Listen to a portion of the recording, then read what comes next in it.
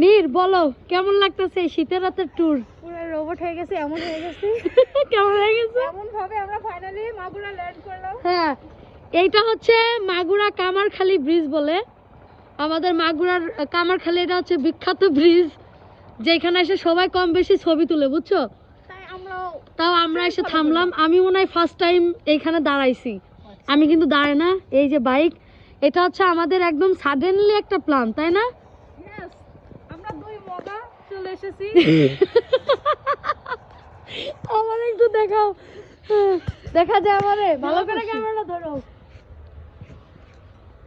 এদিকে আসো, এদিকে আসো। এটা হচ্ছে কামারখালী ব্রিজ, আর আমরা দুইজন, হ্যাঁ, আর আমরা দুইজন একদম আমার আরেকটা গ্লাস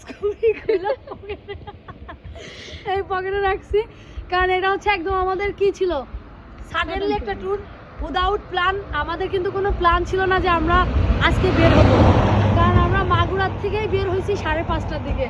আর এই হচ্ছে আমাদের ট্যুর হচ্ছে এই হচ্ছে আমার বাইক, আর এটা হচ্ছে নীরের বাইক।